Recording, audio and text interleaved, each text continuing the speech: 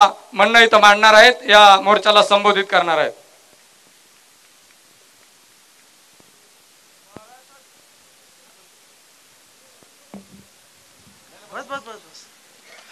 महाराष्ट्राचं आराध्य दैवत छत्रपती संभाजी महाराज, तसेच ज्यांनी महाराष्ट्राला खऱ्या अर्थानं स्वातंत्र्य काय असतं ते दाखवलं ते छत्रपती शिवाजी महाराज.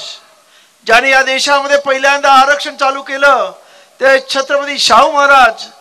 ज्यांनी या देशामध्ये सामाजिक समतेची ज्योत पेटवली ते क्रांतिबा ज्योतिबा फुले. आज या इथे अत्यंत मोठ्या संख्येने आमच्या माता भगिनी इथे उपस्थित आहेत. परंतु एक काळ असा होता की चूल आणि मूल याच्या पलीकडे कसलंही विश्व या देशातल्या महिलांना नव्हतं. त्यावेळेला पुण्याच्या रस्त्यावरती शिण्या मातीचे गोळे जलद ज्या मातेने पहिल्यांदा महिलांची शाळा काढली ती क्रांतिज्योती सावित्रीबाई फुले. आणि या देशातल्या प्रत्येक माणसाच्या जीवनाचे उद्धार करते असं म्हटलं तर वावगं ठरणार नाही. कारण आज या देशामध्ये एक चहावाला सुद्धा पंतप्रधान होऊ शकतो एवढा चमत्कार ज्याच्या संविधानाने होतो ते बोधिसत्व डॉक्टर बाबासाहेब आंबेडकर या सर्व विभूतींना त्रिवार वंदन करून आज आपल्या सर्वांना माहित आहे की छत्रपती संभाजीनगरमध्ये आज सर्व धर्मीय असा न जात पे न बात पे ना धर्म पे परंतु अन्याय के खिलाफ लड़ने के लिए आपण सर्वजण एकत्र आलेलो आहोत. खरं म्हणजे आज महाराष्ट्रामध्ये कायद्याचं राज्य राहिलंय की नाही हा प्रश्न निर्माण झालेला आहे. आपण पाहिलं की काल कथित संतोष देशमुख यांची ज्या पद्धतीने हत्या झाली माणुसकीला काही लावणारं प्रकरण आहे आणि ते पण महाराष्ट्रासारख्या संतांच्या भूमीमध्ये. या इथं अशा पद्धतीने जर होणार असेल तर हा देश कुठं नेऊन ठेवलाय हा माझा आहे ना प्रश्न आहे. त्याचबरोबर आमचे या इथे आपण पाहिलं की पोलीस कस्टडीमध्ये सुद्धा अत्यंत घृणास्पद पद्धतीने मारहाण करून एक आंबेडकरी चळवळीचा लढाऊ सैनिक सोमनाथ सूर्यवंशी याचा हत्या केली जाते. आणि दुर्दैवाने या महाराष्ट्राचा मुख्यमंत्री विधानसभेमध्ये अत्यंत मला खरंच कळत नाही की असा माणूस कशा पद्धतीने बोलू शकतो. सोमनाथ सूर्यवंशीचे फोटो पाहिले असं एकही शरीरावरती म्हणजे अंगावरती असं एकही जागा नाही की जिथे काळ पडलं नाही तरी मुख्यमंत्री म्हणतो की ते आधीच मारहाण झाली होती आणि ते आजारी होते म्हणून वारले. शहीद हे अत्यंत दुर्दैवाची गोष्ट आहे. अरे तुम्हाला सत्तेचा एवढा माज आलाय का हा माझा प्रश्न आहे. कारण या पद्धतीनं खरं म्हणजे मुख्यमंत्र्यांनी त्या विधानसभेमध्ये भाष्य करणं म्हणजे अत्यंत निर्लज्जपणाचा कळस आहे असं मी समजतो. त्यामुळं जो PI घोरबाड अशोक घोरबाड आहे ज्याने भीमा कोरेगाव इथे सुद्धा आंबेडकरी जनतेवरती अत्याचार केला त्याच पद्धतीनं नांदेडमध्ये त्याची पोस्टिंग असताना एका आंबेडकरी भीमा युवकाची हत्या करण्यात आली. आणि आज या परभणीमध्ये सुद्धा अशा पद्धती केलंय. मला आश्चर्य वाटतं नव्हे तर या सरकारचं काय करायचं हे समजत नाही. अरे या अशा माणसाला अजूनही निलंबित ताबडतोब टर्मिनेट केला पाहिजे होता आणि त्याच्या विरुद्ध 302 कलम लागू केला पाहिजे होतं.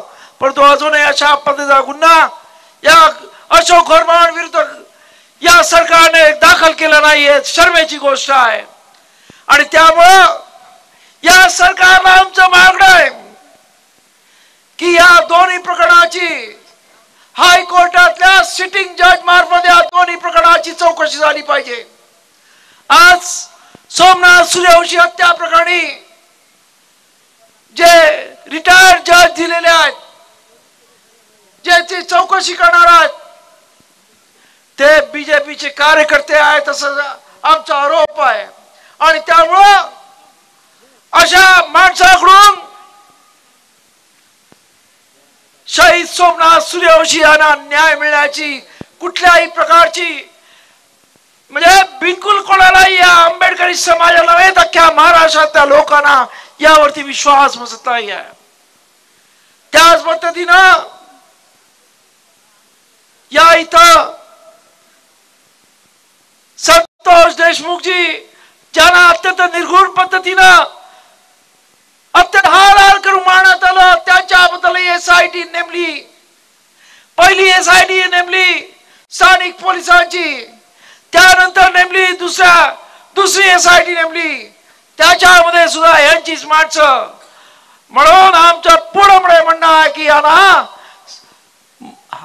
या महाराष्ट्रातल्या औरंगाबाद बेंच असेल किंवा मुंबई बेंच असेल त्याच्यामध्ये सिटिंग असणारे जज यांच्या मार्फतच या संपूर्ण प्रकरणाची चौकशी झाली पाहिजे. आणि त्याच्या पलीकडे जाऊन आमचं असं म्हणणं आहे की मला माहिती आहे की बीड मध्ये सुद्धा प्रचंड प्रमाणामध्ये तणाव आहे. आज प्रति मोर्चे काढण्याचं राजकारण या बीड मध्ये चालू आहे. तेव्हा हे सर्व थांबलं पाहिजे. लोकांवरती दबाव येतात आणि त्यामुळे या सर्व प्रकरणाची फास्ट ट्रॅक न्यायालयीन चौकशी ही औरंगाबाद शहरामध्ये झाली पाहिजे, बीड आणि परभणी मध्ये झाली नाही पाहिजे. कारण तिकडे असणाऱ्या जे कोणी साक्षीदार असतील त्यांच्यावरती प्रेशर आलं जाईल, त्यांच्यावरती धमक्या आल्या जातील आणि त्यामुळं न्याय मिळणार नाही.